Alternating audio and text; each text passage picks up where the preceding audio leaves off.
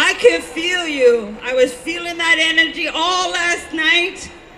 And I was just praying that we were all going to come here with this beautiful, beautiful energy that you've come here today with. With all those hearts thinking about one thing, and that is our future and our Mother Earth. I stand here before you today not to represent Grassy Narrows, but to amplify their voices. Grassy Narrows has lived sustainably, using the forests, rivers, lakes for physical, economic, cultural, and spiritual sustenance.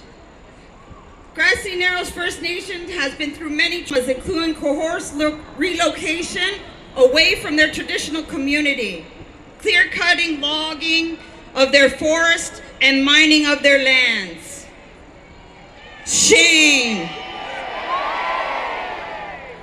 In 1960, a paper mill dumped 10,000 tons of mercury in an upstream river, poisoning the fish that the people relied on for food.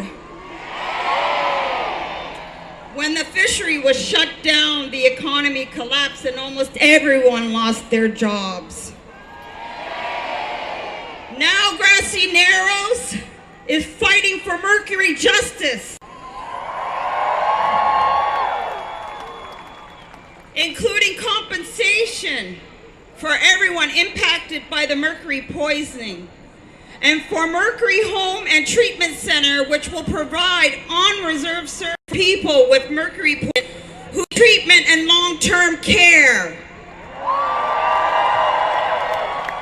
We demand the federal, provincial governments to hear Grassy Narrows' demand and do what is right.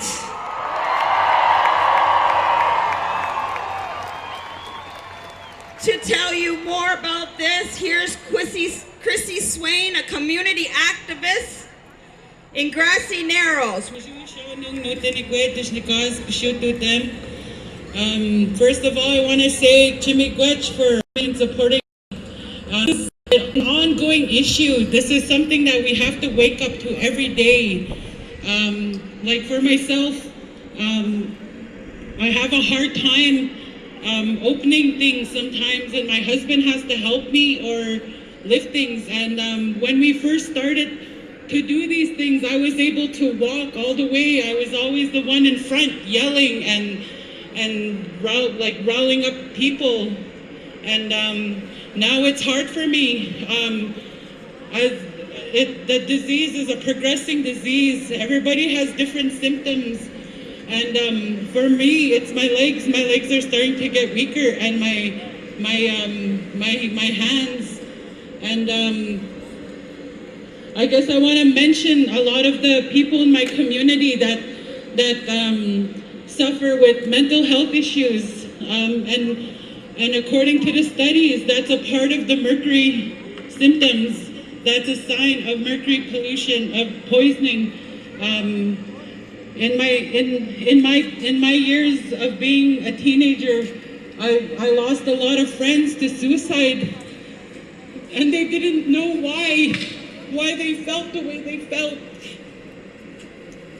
Last year, I found out that they took blood from our blood cord when we were babies, and I was one of the ones that had mercury in the blood.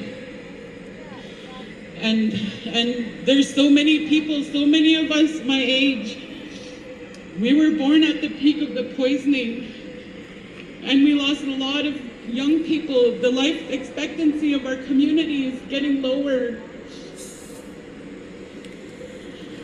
That's why we need to keep fighting. We need justice for our people. We need justice for our children and my grandson. We need clean water. We need to be able to sustain ourselves again. Acceptable level of mercury is 8 UGLs, and this baby was born with 42 UGLs in its umbilical cord. yes, indeed, it is a shame, because now that family fears that they pass that poison and toxin on to their own children. And this is a problem with the community because, like she said, they're not getting old anymore. The average age is around 60, so we're not aging out. We're not becoming true elders the way we should be. And the young ones are questioning if they should bring another child into this world because of that. And that is why the Mercury Home Treatment Center is so important for not only the vitality of the people of that community, but the people of that community are vitally important to those lands as well.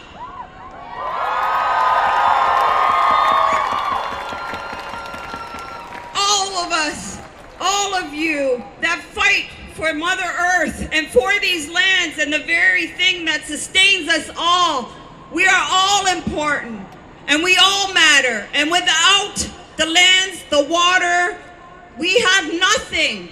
Therefore, we must stand up like this and fight for justice,